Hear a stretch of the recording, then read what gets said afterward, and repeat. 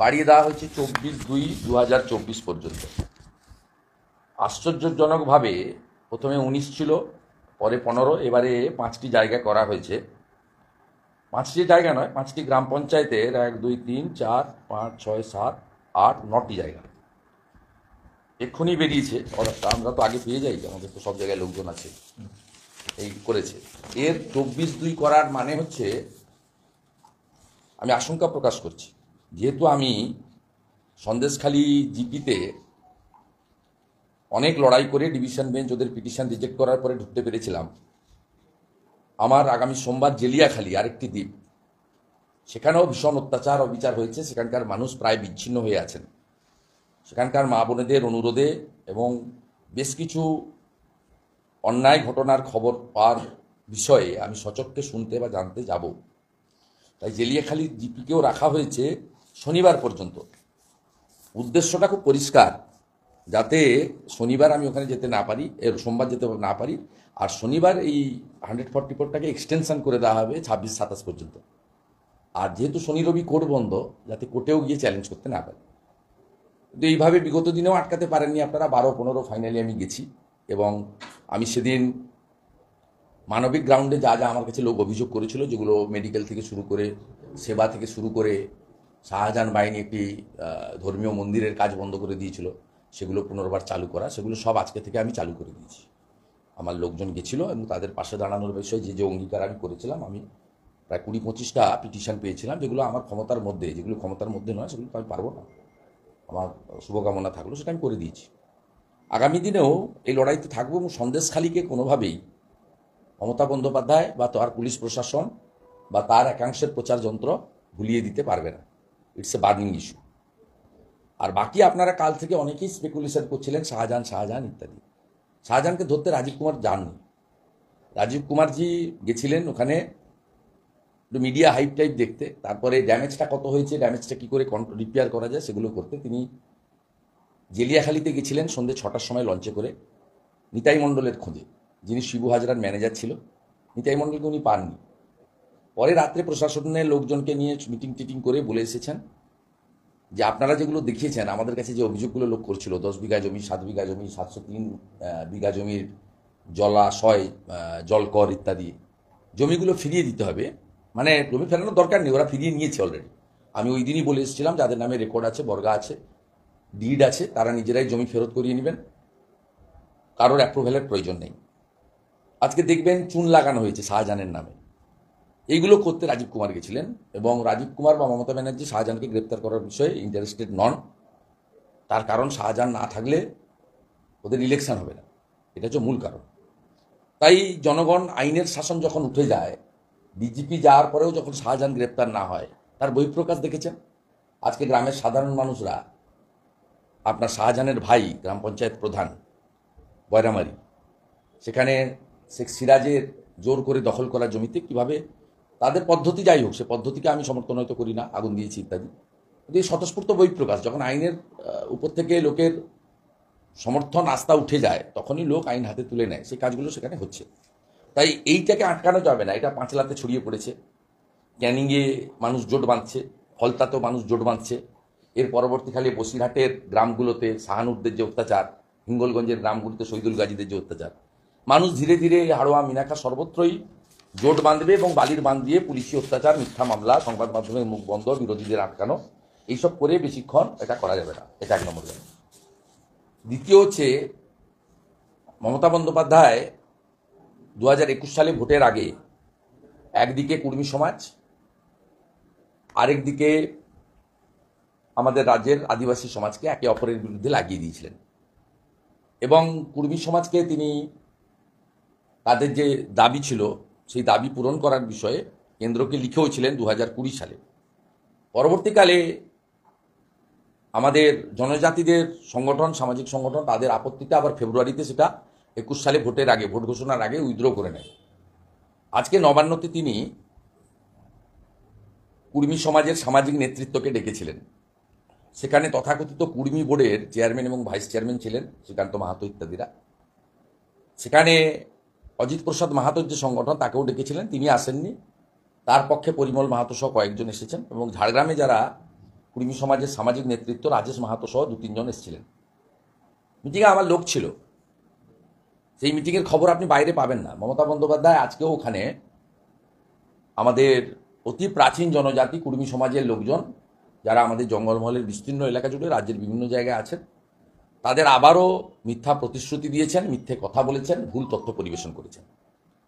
আমি কুর্মী সমাজের সমস্ত নেতৃত্ব সহ সর্বস্তরের মানুষকে বলবো, মমতা বন্দ্যোপাধ্যায় যে প্রতিদিন মিথ্যা কথার মধ্য দিয়ে মানুষকে কখনো একটু আধার কার্ড অ্যাক্টিভেট আলাদা পোর্টাল চালুর নামে মতুয়া সমাজ উদ্বাস্তুদেরকে খেপানোর চেষ্টা, কখনো আমাদের অত্যন্ত সম্মানীয় ভারতবর্ষের অত্যন্ত গর্বের শিখ সমাজকে রাজনৈতিকভাবে তাদেরকে ব্যবহার করার চেষ্টা, ভুল বোঝানোর চেষ্টা। আবার আজকে কুর্মী সমাজকে নিয়ে তিনি একটা মিটিং করে সেখানে বলেছেন যে 17 সাল থেকে যে জাস্টিফিকেশনের জন্য কেন্দ্রীয় সরকার পাঠিয়েছিল যে আপনারা এদেরকে এসটি স্ট্যাটাস দিতে চাইছেন, তার জাস্টিফিকেশনটা লিখুন রাজ্য সরকার। এটা লেখেনি রাজ্য সরকার, এটা লেখেনি, কারণ তাদেরকে একদিকে কুর্মী সমাজের ভোট নিতে হবে, একদিকে জনজাতিদের ভোট নিতে হবে। তাই এই অপদার্থ মিথ্যাবাদী সরকার এবং তার মিথ্যাবাদী মুখ্যমন্ত্রী তিনি আজকে বলেছেন যে আমরা একটা সার্ভে করছি কুর্মী মাহাতো সম্প্রদায় মানে কুর্মী সমাজের, সার্ভে কমপ্লিট করে তারপর সিদ্ধান্ত নেব। তার মানে অন্য কিছু নয়, তিনি ভালো করেই জানেন যে 14-19-এর মতো নির্বাচন ঘোষণা হয়ে যাবে মার্চ মাসের 1 তারিখ হবে কি 10 তারিখ হবে, এটা ইলেকশন কমিশন জানে, আমি জানি না, কিন্তু হয়ে যাবে, আর বেশি সময় বাকি নেই। তা ভোট ঘোষণা হয়ে গেলে বলবে যে আর তো সম্ভব নয়, সার্ভে স্থগিত থাকলো, ভোটের পরে তো আমরাই রাজ্যে থাকবো, এটা তো রাজ্যের ভোট নয়, তখন দেখে দেবো, আপনারা আমাদেরকে পুরুলিয়া, বাঁকুড়া, বিষ্ণুপুর, ঝাড়গ্রাম, মেদিনীপুর আসনগুলি জিতিয়ে দেন। এই করে তিনি 21-এ কিছু সিট জিতেছেন। এবারেও এই একইভাবে মিথ্যা কথা, মিথ্যা প্রতিশ্রুতি দিয়েছেন। আপনারা জানেন বাজেটের বক্তৃতাতে 10 তারিখে আমি বলেছিলাম আপনি পাহাড়ে Lepcha board, Bhutia board, Tamang board, এরকম 11টা বোর্ড করেছেন, বাজেটে 1 টাকা দেননি। আপনি উত্তরবঙ্গ উন্নয়ন পর্ষদ, সুন্দরবন উন্নয়ন পর্ষদ, পশ্চিমাঞ্চল উন্নয়ন পর্ষদের বরাদ্দ কেটে কুচে কমিয়ে দিয়েছেন, একদম শেষ করে দিয়েছেন। আপনি মতুয়া বোর্ডকে টাকা দেননি, আপনি আদিবাসী বোর্ডকে টাকা দেননি, আপনি কুর্মী বোর্ডকেও টাকা দেননি। আজকে কুর্মী সমাজের নেতৃত্বকে বলেছেন আমরা 5 কোটি টাকা কুর্মী সমাজের বরাদ্দ করলাম। কুর্মী বোর্ড তৈরি করেছেন আজকে 5-6 বছর হয়ে গেল। এই সময়কালে কতগুলো কাজ করেছেন, কি অর্থ দিয়েছেন, তাদের যে ভাষার 8ম তফসিলে অন্তর্ভুক্ত করার দাবি, সেই ব্যাপারে বিধানসভায় রেজুলেশন নেওয়া, পাঠানো, তদবির করা, যেটা ঝাড়খণ্ডে হয়েছে, অন্য স্টেটে হয়েছে, কুর্মী ল্যাঙ্গুয়েজকে তারা স্বীকৃতি দিয়েছে। এই কাজগুলো আপনি কোনোটাই করেননি, অথচ আপনি পুলিশকে দিয়ে ডেকে পাঠিয়ে আজকে কুর্মী সমাজের নেতাদেরকে আবার সার্ভের নামে ভুল তথ্য পরিবেশন করে, যেভাবে আধার কার্ড নিয়ে আপনি মতুয়া সমাজ এবং বাংলাদেশের উদ্বাস্তু মূলত হিন্দুরা, যারা ধর্মীয় কারণে উৎপীড়নের কারণে বাংলাদেশ ছাড়তে বাধ্য হয়েছিলেন, তাদেরকে ভুল বুঝাতে গেছিলেন। ভারত সরকারের আধারের স্বীয় জল ঢেলে দিয়েছে, আমরা সেটা ফাঁস করে দিয়েছি। একইভাবে আজকে পুরুলিয়া, বাঁকুড়া, পশ্চিম মেদিনীপুর জেলায় নিজের হারিয়ে যাওয়া ভোট ব্যাংক, কারণ গ্রামে গ্রামে আওয়াজ উঠেছে চোর চোর চোর, সঙ্গে সঙ্গে আওয়াজ উঠেছে মা বোনেদের ইজ্জত সম্ভ্রম লুণ্ঠনকারী শাহজাহানের পার্টি, তৃণমূল কংগ্রেসকে ছাড়বো না। মহিলারা গ্রামে বলছেন যে লক্ষ্মীর ভাণ্ডার দিন আর যা খুশি দিন, বাড়ি বাড়ি যদি 1,00,000 টাকা করে দিয়ে যান, আপনাকে আমরা ভোট দেব না, কারণ সন্দেশখালীর মা বোনেরা আমাদের চোখ খুলে দিয়েছে। আর যার মন্ত্রিসভার পার্থ চ্যাটার্জি থেকে জ্যোতিপ্রিয় মল্লিক মানুষের শিক্ষা, কর্মসংস্থান, রেশন নিয়ে জেলে যায়, সর্বত্র চোর, তিনি চোর চোর শব্দ ভীত, সেই কারণে নভেম্বর ডিসেম্বরে আমাকে বিধানসভার বাইরে রেখেছেন, চোর শব্দ শুনবেন না। এখানেও সম্প্রতি বাজেট অধিবেশনে তিনি 15 তারিখে বক্তৃতা করবেন বলে আমাকে 12 তারিখে বিধানসভা থেকে বাইরে বের করে দিয়েছে। তো আমাদের বিধায়করা, অন্য বিধায়করা ওনাকে চোর শব্দ কানের কাছে গিয়ে শুনিয়ে এসেছে। তাই আমার মূলত 3টি বিষয় ছিল। এক হচ্ছে বিচার ব্যবস্থার প্রতি ধন্যবাদ জ্ঞাপন ও সংবাদ মাধ্যমের সাথে থাকার অঙ্গীকার। দ্বিতীয় ছিল আবার নতুন করে 144 এক্সটেনশনের মধ্য দিয়ে এলাকাতে দমনপীড়ন চালানো, ভুয়া পাট্টা দেওয়া, মানে ড্যামেজ রিপেয়ারিং করা, এবং কার্যত অপোজিশন লিডারকে আবার সংবাদদাতে আটকানো যায়, তার প্রস্তুতি নিচ্ছেন মমতা ব্যানার্জি সরকার। আর তৃতীয়ত কুর্মী সমাজের সামাজিক নেতৃত্বকে ডেকে তাদেরকে আজকে আবার একটা টুপি পরানোর চেষ্টা করেছেন ভোট নেওয়ার জন্য।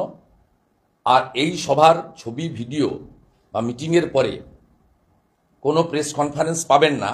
তার কারণ হচ্ছে যে কুর্মী সমাজকে যে কথাগুলো বলেছেন উনি, এটা যদি পশ্চিমবাংলার জনজাতিরা, মানে আমাদের আদিবাসীরা পেয়ে যান, এসটিরা জানতে পারেন, তাহলে এই রাজ্যের 9টি জেলায় এবং সর্বত্র ছড়িয়ে ছিটিয়ে থাকা প্রায় 75 লক্ষ আমাদের জনজাতি আদিবাসীদের মধ্যে আবার একটা প্রতিক্রিয়া হতে পারে।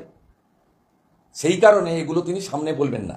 এটা অন্য সময় হলে তিনি ভালো করে বেরিয়ে এসে যে সিএ কে এনআরসি বলবেন, মুসলিম সংখ্যালঘুদের তাড়িয়ে দেবে বলবেন, অন্য কমিউনিটিকে ভুল কথা বোঝাবেন আমাদের সম্পর্কে, এসব কাজ করবেন। কিন্তু এটা তিনি সামনে আনবেন না। এটা ওনার কৌশল। উনি সমস্যা তৈরি করেন, সমাধান করেন না। এবং সমস্যা তিনি তৈরি করে রাখেন এই কারণে, যাতে সম্পূর্ণ আগা পাঁচতলা দুর্নীতিগ্রস্ত একটি সরকার, বেকারত্ব, পরিযায়ী শ্রমিক, অর্থনৈতিকভাবে দুর্বল, আইন শৃঙ্খলা তলানিতে চলে যাওয়া, সংবিধানের 4টি স্তম্ভকে ভেঙে চুরে তছনছ করে দেওয়া এই পরিবার কেন্দ্রিক ব্যক্তিগত পার্টি সরকার, তারা তাদের স্বরূপটা যাতে মানুষ বুঝতে না পারে এবং তাদের যাতে নির্বাচনে পরাজয় না হয়। এই কারণেই তিনি এই ধরনের দ্বিচারিতার রাজনীতি 21-এর আগেও করেছেন, এখনও করছেন, শুধুমাত্র লোকসভা নির্বাচনে গরিষ্ঠ সংখ্যক আসন ধরে রাখার জন্য। তাই কুর্মী সমাজের সম্মানীয় নেতা নেত্রী, সামাজিক নেতৃত্বকে আমি বলবো, আপনাদের একবার টুপি পরিয়েছে, দয়া করে আর মমতা ব্যানার্জির মিথ্যাচারের শরিক হবেন না। এবং জনজাতি সমাজকেও বলবো যে আপনারাও মমতা বন্দ্যোপাধ্যায়ের এই দ্বিচারিতা, মিথ্যাচার থেকে সতর্ক থাকবেন। আচ্ছা দাদা, বলছি আজকে সন্দেশখালীতে দেখা গেল বিধায়ক গিয়েছিলেন, তাকে সামনে রেখে খুব মহিলাদের এবং তাদেরকে বহিরাগত বলার জন্য, মহিলাদের বহিরাগত বলার জন্য কার্যত খুব পোষণ করলেন। কিভাবে দেখছেন? সন্দেশখালীর মা বোনেরা, সেদিন আপনারা ছিলেন আমাদের 3.5 ঘন্টার কার্যক্রমে, 11:56 থেকে 3:30 পর্যন্ত, এই দীর্ঘ সময় 2.5-3 ঘন্টার যে কার্যক্রম, এই কার্যক্রমে আপনারা দেখেছেন তারা একটা দ্বীপে থাকেন কিন্তু খুব ওয়েল অ্যাওয়ার। তারা সেদিন বলছিলেন যে আমরা রাষ্ট্রপতি শাসন চাই, আমরা সিবিআইকে দেখতে চাই। তার মানে তৃণমূলের প্রতিনিধি সুকুমার মাহাতো, যিনি একটা স্ট্যাম্প ছিলেন, কার্যত তার কোনো ভূমিকা ওখানে ছিল না। ওখানে তৃণমূলের মানে এ থেকে জেড সবটাই শেখ শাহজাহান নিয়ন্ত্রিত ছিল। শিবু হাজরারাও যে জলকর, জমি লুট এসব করেছে, নোংরা কাজ, গ্রেপ্তারও হয়েছে মহিলাদের উপর অত্যাচার। আপনি খোঁজ নিলে দেখবেন শিবু এবং উত্তমের যে মাছ, ঘেরি থেকে যে মাছ উঠত, এটা শাহজাহানের সরবেরিয়াতে মাছের যে আড়ত সেখানে দিত। সরবেরিয়া পেরিয়ে কোনো মাছের গাড়ি বা মাছের ঝাঁকা তারা সরবেরিয়া পেরিয়ে অন্য জায়গায় গিয়ে অন্য লোকের মাছের আড়তে দিতে পারত না। অর্থাৎ সমগ্র ব্যবস্থাপনায় কার্যত ওই এলাকাতে শাহজাহান ছিল অলিখিত। যা বলতে পারেন, মুখ্যমন্ত্রী বলতে পারেন, প্রধানমন্ত্রী বলতে পারেন, রাষ্ট্রপতি বলতে পারেন, রাজা বলতে পারেন, সম্রাট বলতে পারেন, যে ভাষাই বলুন না কেন, এটাই ছিল আসল সত্য। তাই আপনার আমার কথা নয়, সন্দেশখালীর মা বোনেরা রাষ্ট্রপতি শাসন চান, সিবিআই চান, কেন্দ্রীয় পুলিশ চান। এই কথাগুলোর মধ্য দিয়ে প্রমাণিত হয়ে গেছে যে এই রাজ্য সরকার, রাজ্যের পুলিশ, তাদের উপরে কোনো আস্থা নেই। সুমেনবাবু, এই যে মুহূর্তে আমরা কথা বলছি, সুকান্ত মজুমদারদের সন্দেশখালী থেকে টেনে হিঁচড়ে তুলে দেওয়া হচ্ছে। তিনি বলেছিলেন যে যতক্ষণ না শাহজাহান শেখকে গ্রেফতার করা হবে ততক্ষণ সন্দেশখালীতে ধর্নায় বসে থাকবো। পুলিশের তরফ থেকে কিছুক্ষণ আগে আসা হয়, এসে বলে 5 মিনিটের মধ্যে সময় দিলাম, 5 মিনিটের মধ্যে থানা আটকে রাখা যাবে না, স্টেপ নেব। এবং এই মুহূর্তে টেনে তুলে দিচ্ছেন সুকান্ত মজুমদার। এটা অত্যন্ত অন্যায়। তাদের অনুমতি নিয়েই উনি গেছিলেন, 144 ধারা মেনেই আমি যেটুকু শুনেছি গেছিলেন। ওনার সিকিউরিটি এবং উনি গিয়েছিলেন, তিনি 2 জনের বেশি যাননি। তার যে দাবি, এই দাবির উপরে ওখানে অনেক সিনিয়র পুলিশ অফিসাররা ছিল। তাদের, সুকান্তবাবু শুধু একটা রাজনৈতিক দলের রাজ্য সভাপতি নন, সাংসদ।